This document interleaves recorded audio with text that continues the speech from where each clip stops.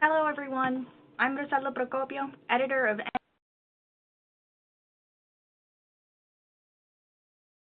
to welcome you to this webinar about culturally appropriate positive guidance, one of the key topics covered in NAEYC's book, Spotlight on Young Children, Social and Emotional Development.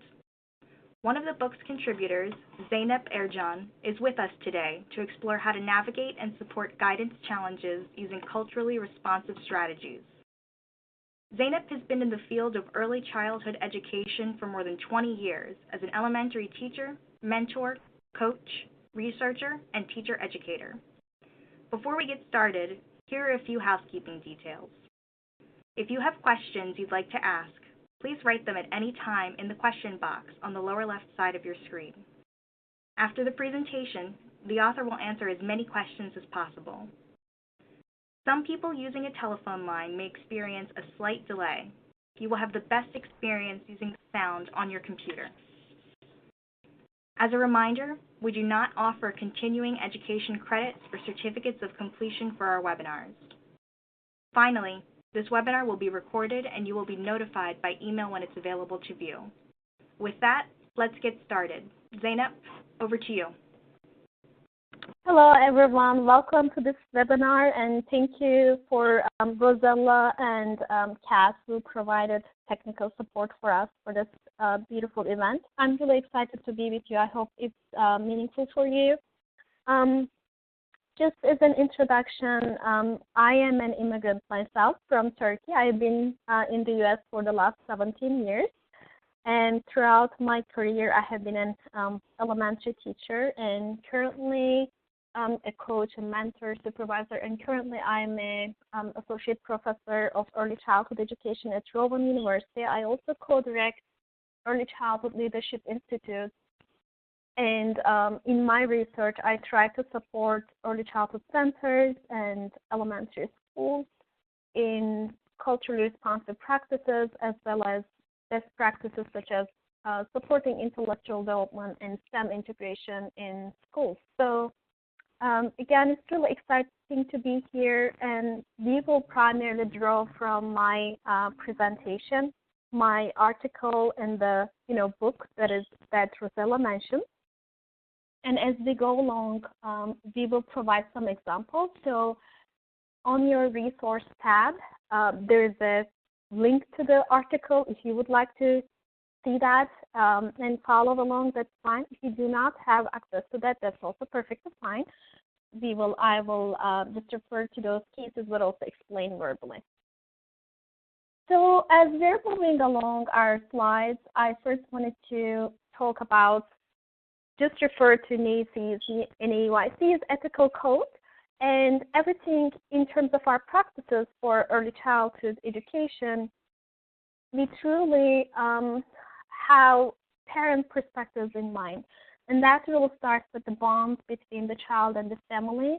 And then also the way that we can best understand the child is always centered in the context of family practices. And that perspective really supports our work with our children, how far we can challenge them, and how much we could support their overall development. Also, in terms of our culture in the United States and what is happening on the societal level, we also think about respecting the dignity, worth, and uniqueness of each individual, and that all lives are valuable, and continuously, check ourselves in terms of our internal biases towards other people that we do not have a lot of life experiences with. And that is definitely reflected in our work. So as we move along, I also wanted to, again, remind you that there are the full text of the cases that we will discuss can be found in the PDF article. If you go to Event Resources tab on the left-hand side of your screen, you'll find it there. So with this slide, we're going to do something fun, and within the limitation of the webinar with several hundred people, we still want your interaction. Hopefully, help us there. We're going to launch a survey in a few seconds, and the question is up on the screen. So we want you to select from the 4 options to this question. How often do you encounter guidance challenges where you're puzzled by children's actions and you wonder about their cultural meaning? So in your mind, you guess or you think that they might be linked to a cultural meaning. While I don't understand it, there might be a possible explanation or meaning, cultural meaning behind it. So how often do you encounter this guidance challenges where, as you know, guidance challenges are events where there are conflicts between children or there's a specific behavior issue, and we really call them guidance challenges from a developmental language standpoint so that we guide children. And in terms of that guidance process, if there are challenges, that means we see a child's action not appropriate to our standards of expected behavior, in our context. So if you can launch the survey now, please choose one of the options: never, sometimes, often, always.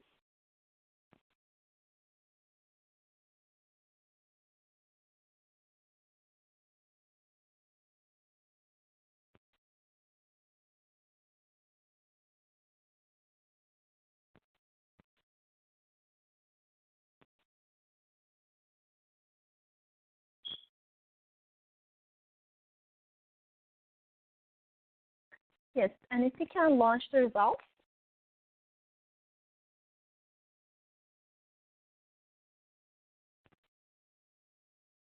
All right, so it seems like we have about 20% of our participants here. We have about over 500 right now. That said, I often encounter these. It's about 20%. And among our participants, 76% said they sometimes encounter these events. And there's just a few, 5, 6 users who said never or always. So it's interesting to me that we keep thinking about these guidance challenges that we have in our centers and think that there might be a cultural meaning, there might be a cultural link, links back to the family, could be ethnicity, race, or other meanings of culture, which we will explore. But that's interesting. So thank you for your participation on that. I just want us to really think about how our own culture dictates how we expect children to act toward us and toward other children. I just want to say, as a society, we tend to think that there is a mainstream of way of being and learning and acting, and all others are outside of that. And we call these other perspectives as culture or cultured ways. When we even think about food, we say, sometimes I heard people say cultural food. But I think as early childhood educators, we really need to think about culture as something that also we have, because everybody has a culture, and then our own culture, our own way of, perceiving the world, really dictates how we expect children to act towards us and toward other children. So let's explore this notion of culture together. The term culture includes, based on NAEYC's Code of Ethics, that includes ethnicity, racial identity, economic level, it could be family structure, language, and religious and political beliefs, which profoundly influence each child's development and relationship to the world. And my definition of culture really extends to this idea of culture as family practices. When you think about culture just in those little boxes like ethnicity, racial identity, it just limits our understanding of the child within the family. But if we think about culture as things that families think, things that families say and do, it could be gendered expressions, like how males are perceived in a family, and, females, or, unidentified gendered expressions. Exceptionalities. So if you have families where children with special needs live together, and how that impacts the ways that the families function in daily life. If the family had multicultural experiences, so I had friends whose children were born in different countries. If they had 3 children, each of them were born in a very distinct, different country that is, completely very far geographically and culturally. And if you're having immigrant parents, what are their history? Are they first generation, second generation? How long has it been since they arrived in the U.S.? So my experience as an immigrant myself, I came here to do my master's and PhD. I already have the English competency, but still, if you were to ask me my needs and my strengths in terms of my child's growth, I have two boys, by the way, in going through the schooling system, I would have different needs when I first arrived, and now I have different needs and, expectations. And historical events and trauma is a possibility too, especially if you have refugee parents who come from different contexts. One example of that, I did research with Turkish American immigrants, and I did research with Burmese refugee parents. And Burmese refugee parents in the United States, they usually came directly from refugee camps in Thailand, not in Burma, which is Myanmar. So you have generations of people actually born in another country than their homeland. So if you think about them as Burmese or Myanmar, belonging to Myanmar culture, they have no relevance or no connection to that culture. They are completely born and raising children in another countries' refugee camps. So, and if they have other historical events and trauma such as genocide or wars or political conflict, that definitely influences their experiences. So, in conclusion, I view culture as things that are in family practices. So, to understand how children learn, teachers and practitioners need to have a full grasp of their social and cultural worlds and how they live, what they do in daily basis. So I'm going to give you a couple examples for the things that how our own culture as practitioners and teachers interact with, children's guidance challenges or their behavior. And so my question to you is, have you ever thought that good behavior may just be your cultural expectations for behavior? So a couple of examples. It things like what manners we want to see in children. So let's start with this image of good boy or good girl in our minds.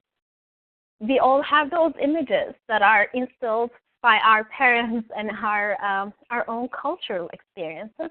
When I say a good boy or a good girl, you have an image in your mind, or a bright child, bright boy, bright girl. You always have an image, a child acting in a particular way that you're very familiar with, you're very comfortable. And when you see that child, your eyes almost sparkle because it's like, okay, those are the manners that I was brought up with. So you immediately relate to that.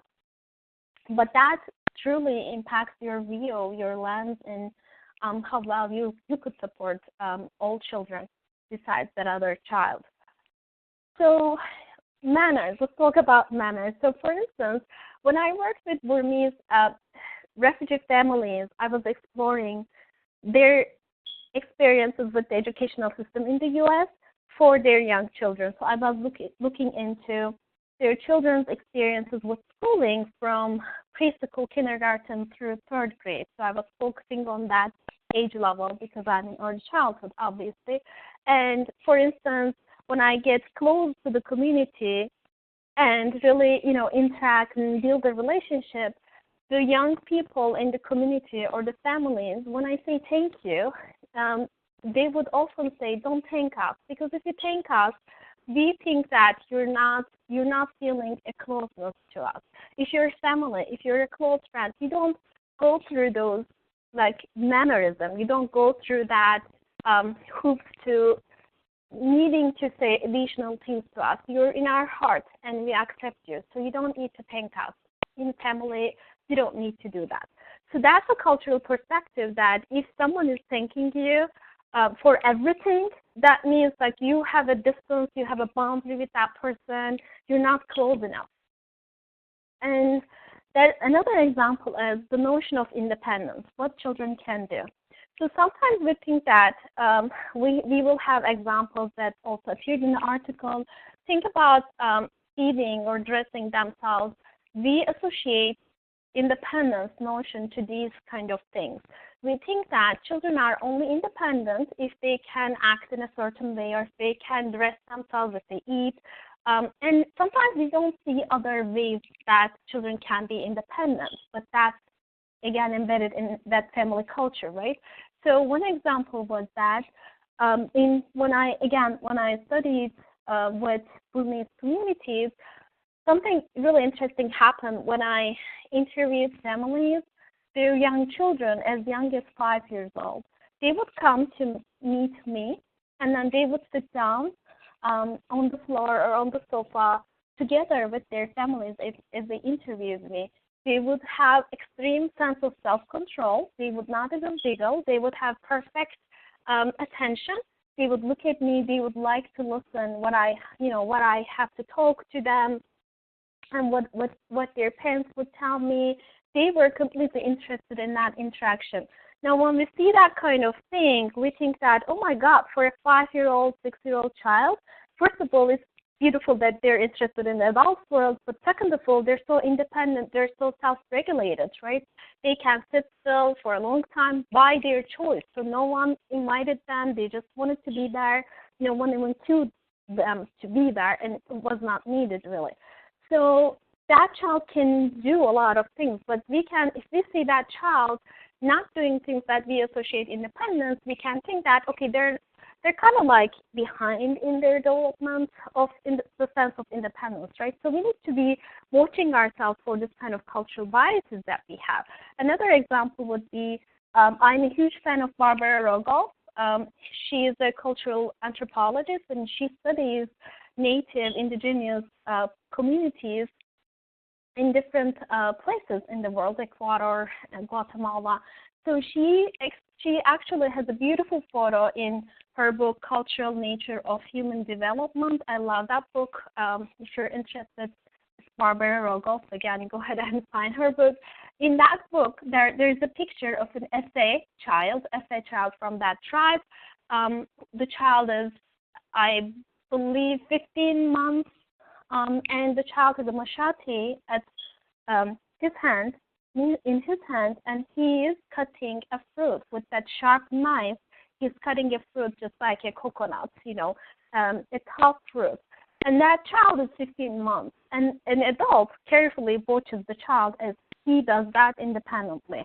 So when I show this, picture to my class in child development courses, my teacher candidates, they're always shocked, and they're like, this is dangerous. How can a baby actually hold a knife? And then I would explain what is in the book, and they would read too, right? This child has been practicing cutting that fruit for almost a year, because they are first given that knife, machete, when they're 5-6 months old, and they carefully practice, and then they have this sharp vision, hand-eye coordination, focus, attention, proper amount of power and strength to be able to do that. So that just tells us that there are so many different things that we associate with older children that children who do not share the same cultural upbringing, similar practices with us, can actually be doing. So those things really go into that notion of independence, right? So in terms of the amount of physical activity that we expect from children, that's another example. So when we think about our culture, we have a gendered cultural way of seeing that and having expectations, and we see that there are statistics that actually boys are referred to special education programs more than twice as often as the girls overall, while there is no biological differences among them.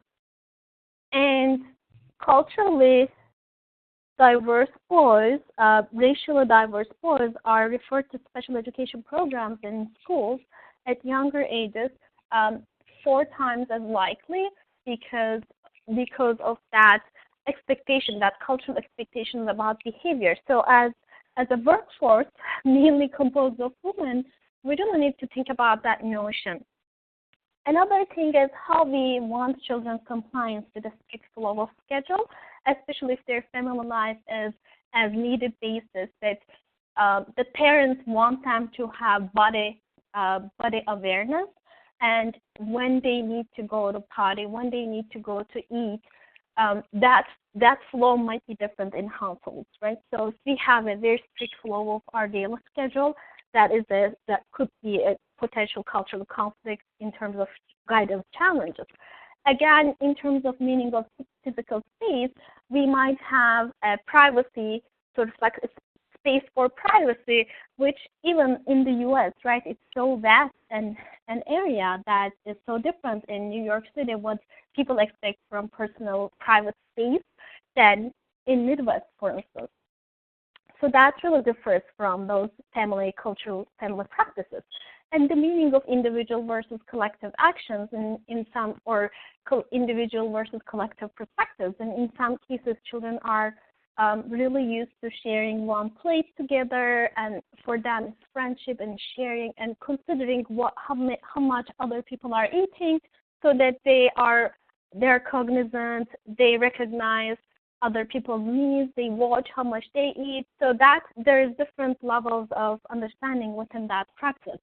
And also how children should show remorse or disappointment in some family contexts.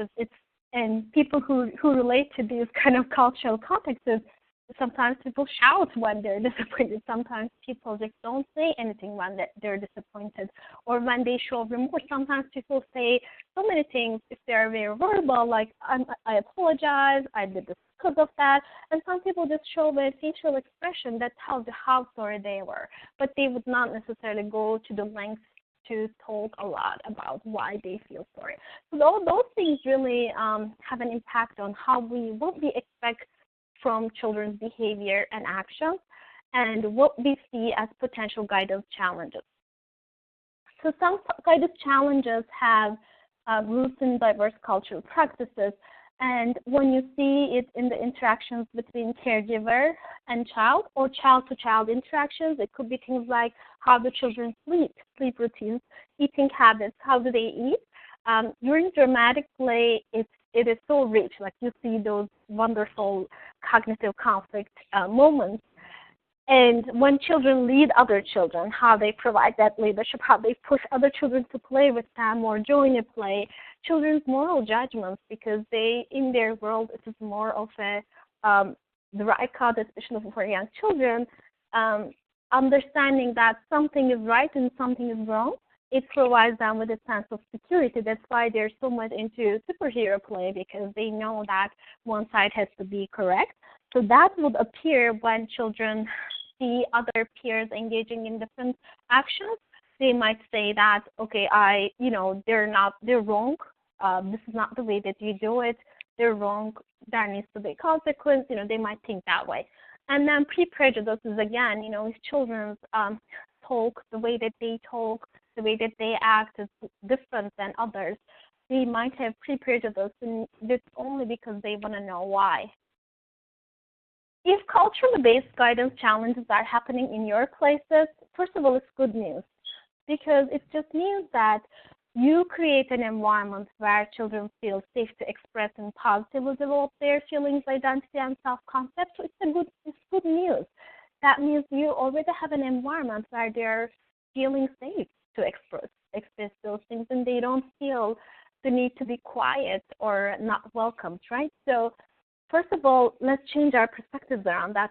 Culturally based guidance challenges are good because they create cognitive conflict. They create two different perspectives, which then you can draw to explore.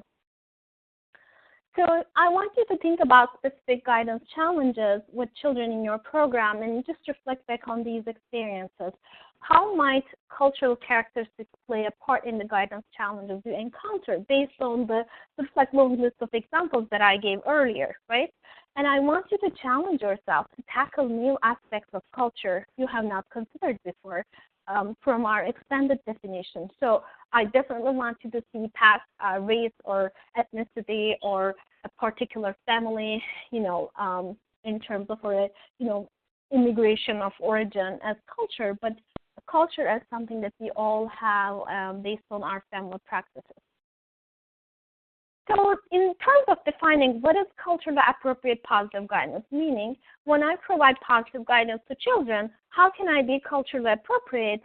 We need to think that some conflicts among children just reflect their early understanding of their own cultural script. So again, as we said, family and community practices and rituals for how things are done, and their limited understanding of other scripts, meaning how others do what they do. And that kind of like that is a horizon that could be opened up for children.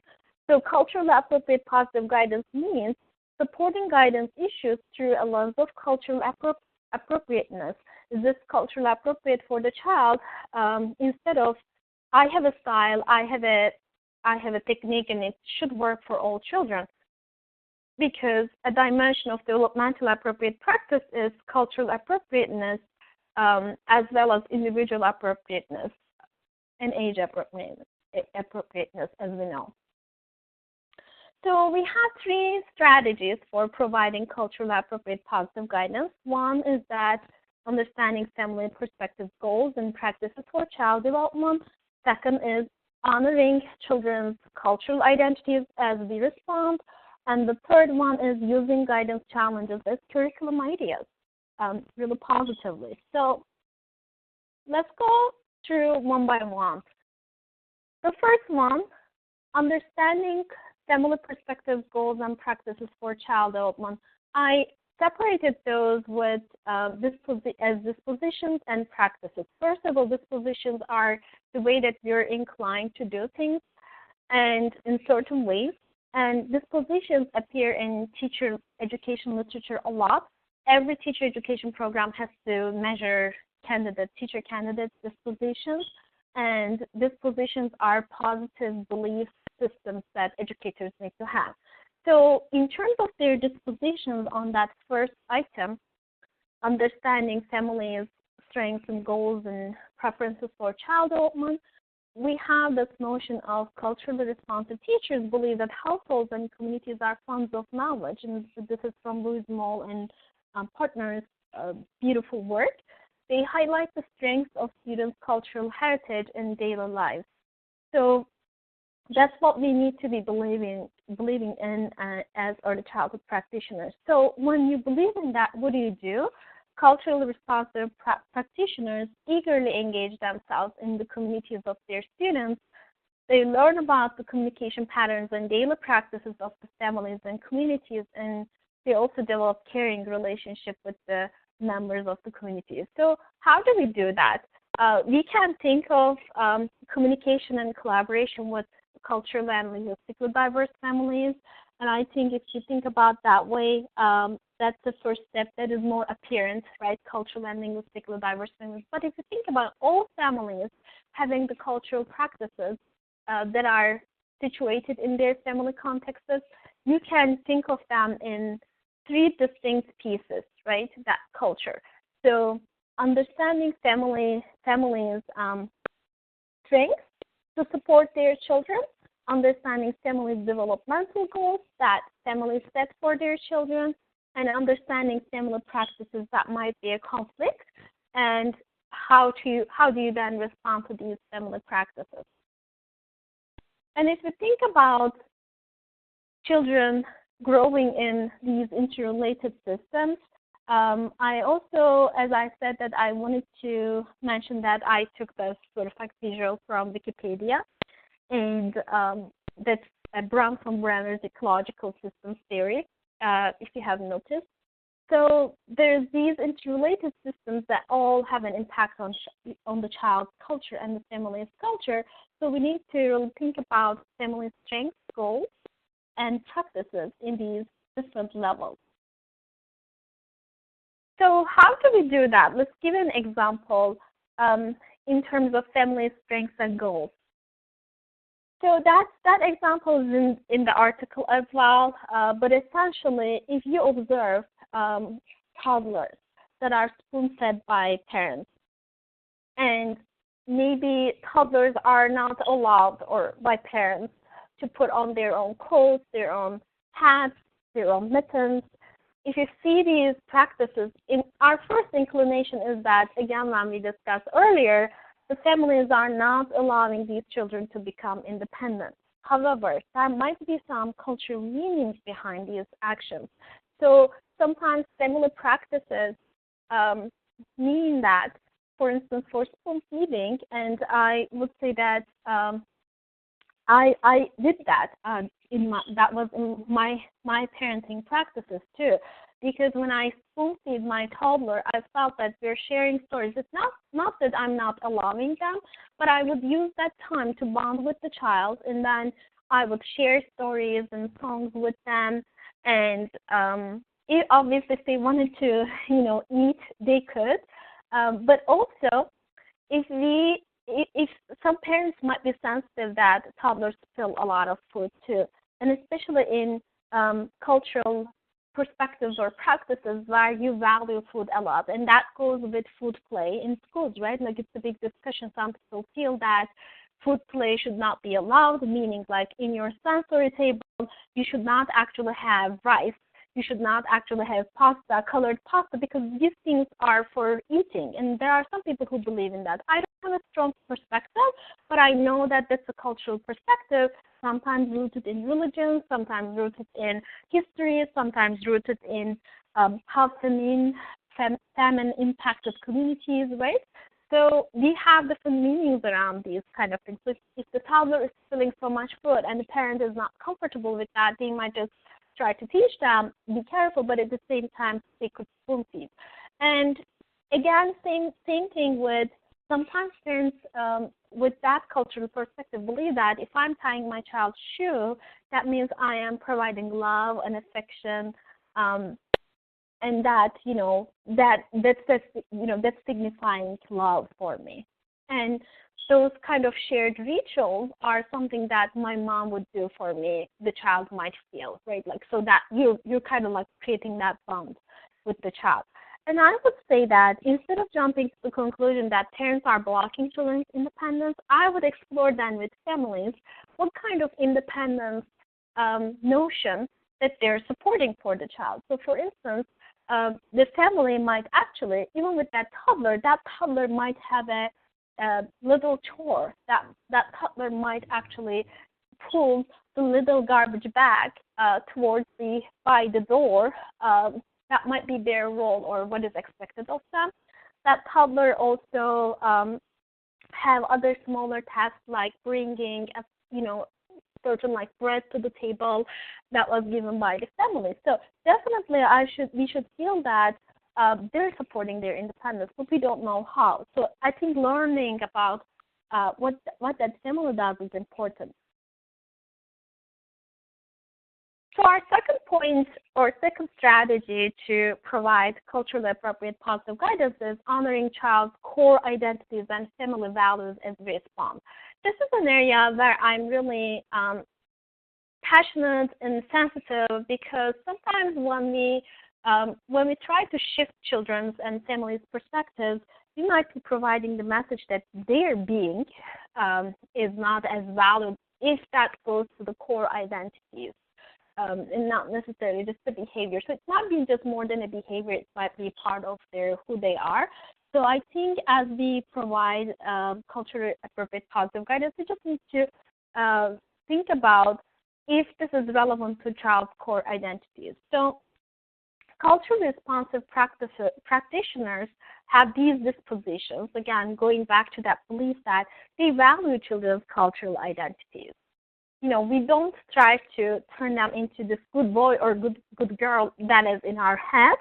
That we want to honor their pathway, the parents' pathway, the family pathway, the way that they would like to raise them. Recognize that a positive cultural identity leads to the ability and the sense of success. So in a way, if you have a child so something like that, as an example in general, if you have a child of an immigrant parent who speak another language, and I wrote this before when I had my toddler, my first son, in the first childcare center ever, and I was a PhD student. I already had been a teacher, a mentor, a field supervisor to new teachers. But when I took my child to this, university childcare center, and we did ages and stages questionnaire with the child, the center, the teacher in the center, came back to me and said, hey, the language development area in ages and stages is pretty low, so I would recommend you to speak only English in your home, which is what we know is not good practice. And that's what we know what the research says to us is bilingualism support children's cognitive functions overall, such as memory, attention, transferring abilities, transformational thinking, but at the same time, it supports language development overall. So while you have a period of the child catching up with two languages, then you will see that explosion where they're extremely efficient in using language as a whole, regardless of what language it is. So they become proficient in English and the other language. So while, she said that, although I knew that was not true, that was not what research said, if I would be offended by that or took it as personal, meaning that my language is so entrenched in who I am, and, saying that I should not even use it at my home is sort of like a blow to my sense of the very sense of my being. Like it's almost like saying that you're not good. Like you're not well, you're not good enough. So you should be completely English, talking in English. So that's an example of how some of the things that we think as guidance challenges might be reflected in children's core identities and their sense of being. So in terms of practices then, as we believe in these things, how we act as we respond to guidance challenges, we support children's sense of self and self-esteem by honoring family values and cultural practices. So we're going to do a case together that is from the article now, and then we would like to see how the teacher provided culturally appropriate positive guidance. So we have a classroom, and early childhood classroom. 5-year-old Yanting sees 4-year-old Max playing with his cereal and dropping it on the floor. Yanting quietly says, "Shame on you," or just whispers rather. And Max shouts, "Go away." So Yanting is definitely upset by Max's reaction. He first of all quietly tried to say shame on you, but he was trying to teach him or reminding Max about the no playing with the fool rule, like an older brother might. So like he, in his cultural perspective of what he experienced in the family, that was not allowed. And as you know, children have those ultimate rules, and that's how they feel secure around the world, that everything has an explanation. It's either this or that. And we talked about how superhero play was so attractive to them because it provides a sense of security, like I'm safe here. There's a good one, there's a bad one, and good one wins, right? Like, so that's like a ritual that they always go through. But Max is offended by this intrusion into his privacy. He has another cultural perspective, right? So, and in his cultural perspective, what he sees in the family is that he is respected by whatever he does with his food is respected. So he thinks that Yanting should not reprimand him as he's not an authority figure. Like, why is he meddling with my business? And this exchange just reveals the differences in the cultural perspectives these children have gained in their family contexts.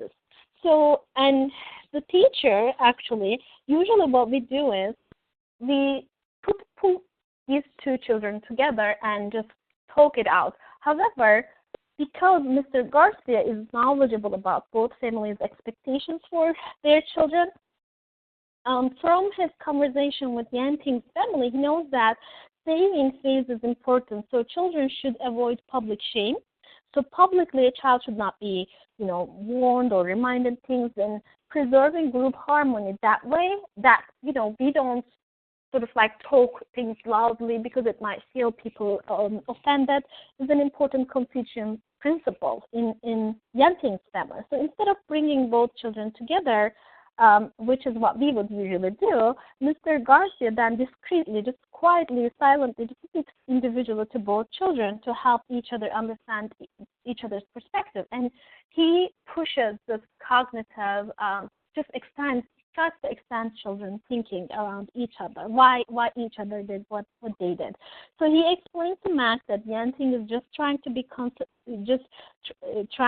considerate, because he was quietly just reminding him of a rule that he thinks food should not be wasted. And he also tells Yanting that even though he was whispering, his words sounded harsh, and then probably Max, he should also respect Max's choices, even though stealing his food was not a good choice, even from a teacher's perspective. So Mr. Garcia suggests that in the future, Max consider that maybe his classmates are trying to help him, and Yanting also should consider just explaining instead of just saying, don't shame or put in shame. He would just explain, if you drop your food on the floor will be dirty. So just explaining and then leaving Max with the choice of doing it or not doing it. So they did not engage in conflict resolution, but because the teacher understood each other's cultural perspective well enough, he just helped them to understand each other's intentions. So that's one example that also appeared in the article. So the third strategy that we have is using guidance challenges as teaching ideas. So that's an area that you may not feel comfortable in the beginning, but once you open up the classroom to some of these frank conversations, it might be actually helpful. It might be really joyful and interesting to have that. Our dispositions here, the beliefs that I believe culturally responsive practitioners should have, they believe that cognitive conflict, meaning a child facing with things that they stretch their thinking, like Yanting and Max's just interaction and experience right here, because they face the things that are quite different than the way that they are used to in families. And we believe that instead of trying to cater to each child individually, we believe that cognitive conflict and emotional engagement in guidance challenges can be very positive tools, actually. It could be used as learning opportunities to explore cultural diversity.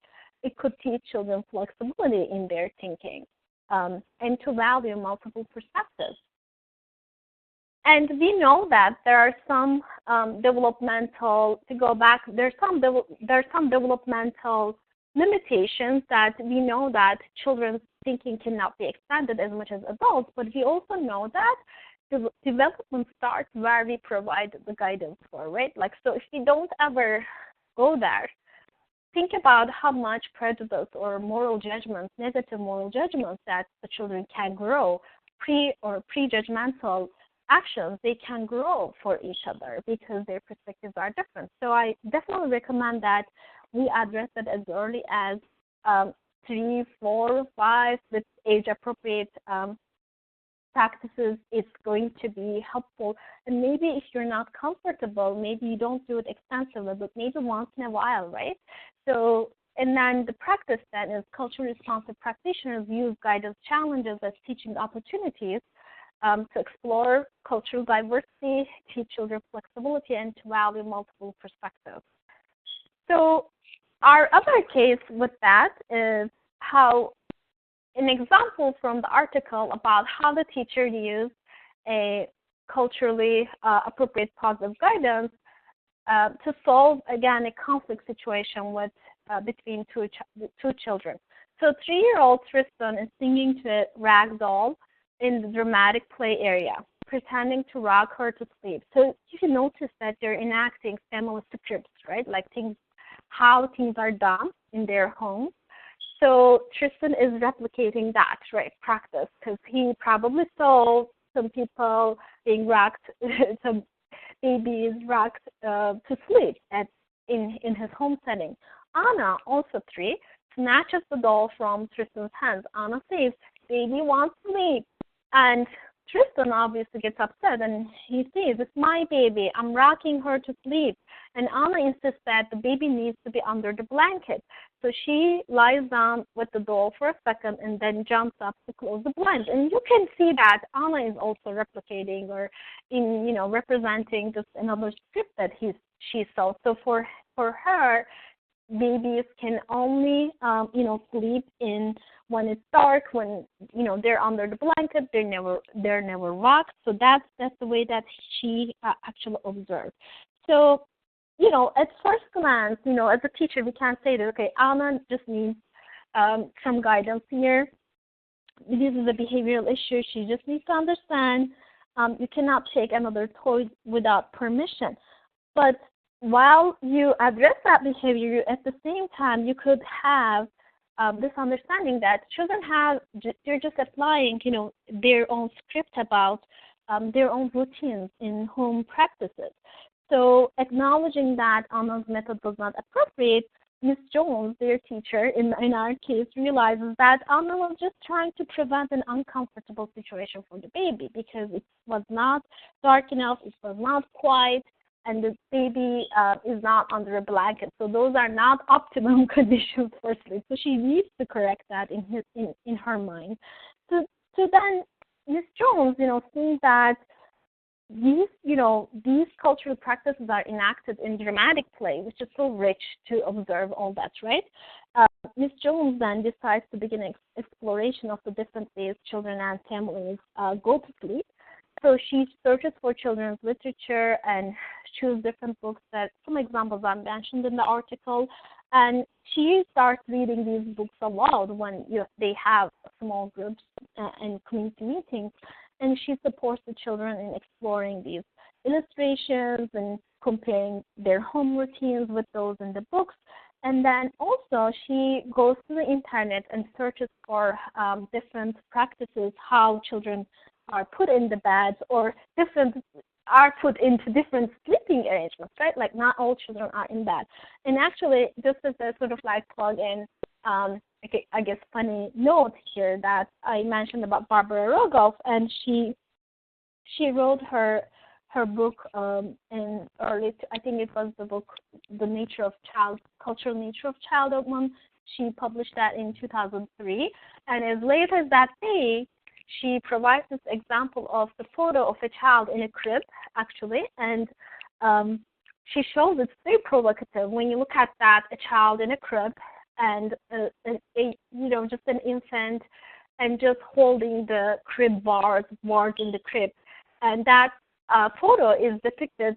And when you look at that, you could see that the child is almost like in a sort of like prison, right? So that photo is provocative, and she mentions that many families like look at that picture and think that the children are stripped of their independence. They're put in a dependent position. They cannot use their power or force or will to get up and move if they wanted to. So for them, it's the perspective that blocks independence, right? So like there are different ways that how people perceive different things. For us, right, in our sort of like mindset, like it's for security and safety, and we don't really care because in a sense because we have to keep the child safe. But in some other perspectives, it's sort of like limiting the child's ability to move. So when they compare these pictures and how weather, house size and type, and parenting practices influence how children go to sleep, they carry that investigation into dramatic play area. Ms. Jones and students, they pretend to put babies to sleep in hammocks, body wraps, cribs, beds, and different sleeping bags and different arrangements. And with those representing siblings or parents, sometimes they lay down together. So we know that like not every incident like this can be turned into an investigation with children, but some can be. And it could be rituals, right? Like cultural rituals of how do we respond to events, like how do we celebrate, things like that. And just as a side note, in terms of exploring culture, my biggest recommendation is as always, instead of just moving away this notion of countries as different cultures, but really focus on family practices. So, and human experience, right? So how do we sleep is a perfect example. How do we respond to death is a perfect example. How do we travel is a perfect example. And what is our dinner routines, our feeding habits, our eating habits is an important example. So those things could be part of investigations and curriculum. And that not only helps with guidance challenges, but in general helps children understand that each of them have a culture. Like we don't need to think about, when we think about multicultural experiences, we shouldn't be just thinking about countries or races or ethnicities. It's just really, there are so many concepts that cuts across this notion. And again, like as a side note, I have seen so many countries by now, and the way that a person lives in an urban environment is pretty typical in the U.S., in India, in Japan. It's very typical. And the way that people experience life in a rural environment is also very typical across all these countries. Whereas when you look at differences between an urban and rural life experiences, they are quite distinct. So you have a rural environment in Japan looking like very similar in a rural environment in South Dakota, maybe. So you have those different aspects of culture that we need to think about. So after that example, I'm going to turn it over to Rosella for any questions or wrap-up thoughts. And thank you so much for listening to this. So thank you, Zeynep. That was very informative. So now we're going to take the last couple minutes that we have here to turn to some audience questions and let you have the opportunity to answer those. So one of our listeners has asked, do you have any suggestions for additional resources about this topic? Yes, absolutely. Like I said, Barbara Rogoff's Cultural Nature of Human Development is a very interesting read from an anthropological perspective. In terms of cultural differences and culturally relevant practices in early childhood, I can recommend Mariana Souto Manning's book on multicultural teaching and learning in early childhood classrooms. That's a great book. Obviously, Louise Zarmont Sparks and Associates Anti-Bias Classroom is a perfect resource, and they actually now came up with the anti-bias program for early childhood leadership level. That's a great resource as well. So those are some of the examples that I can provide.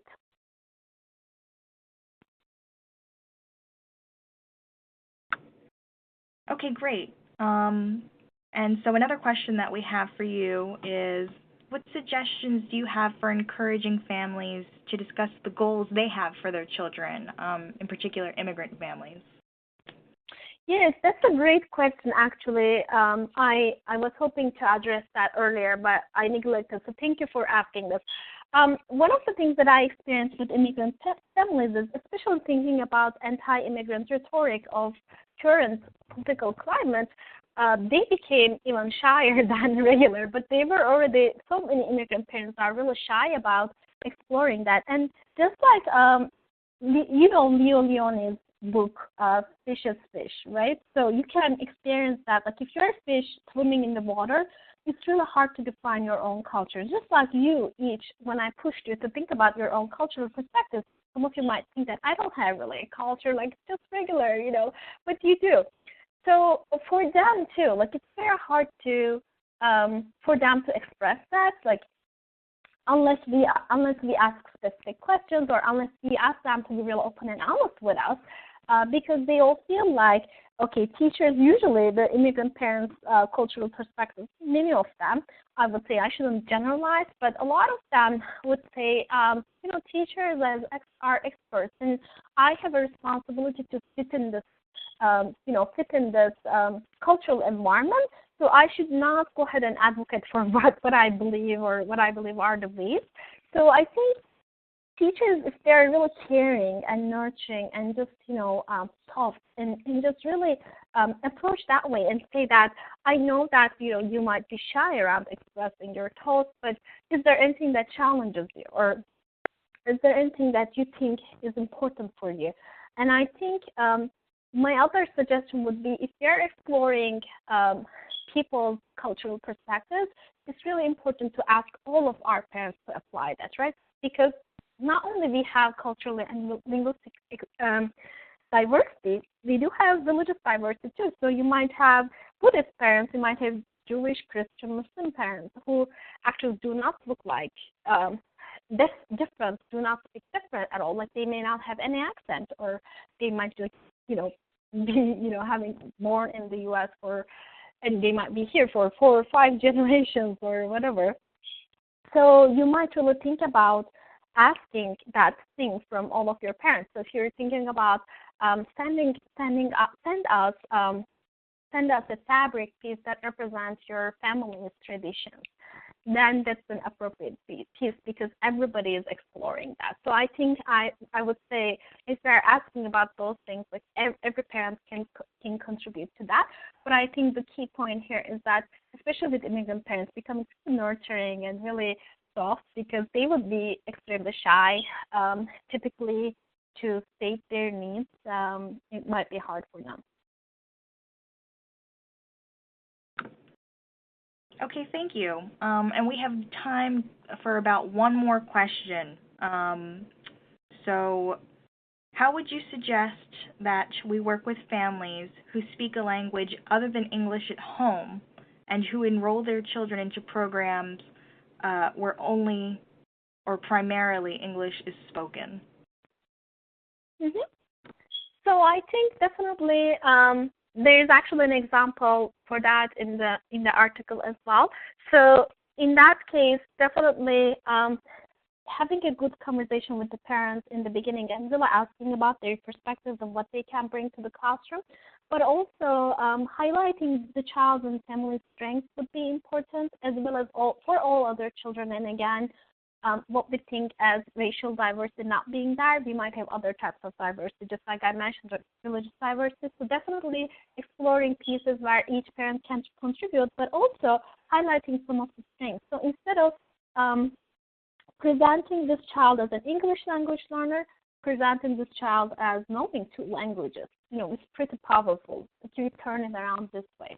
So I think presenting this child as resourceful for other children and a potential leader might be good to prevent that first prejudice attitude towards the child, and for the child's peers to respect them, especially if there's a sort of like racial difference or a physical appearance difference between the child and the other peers.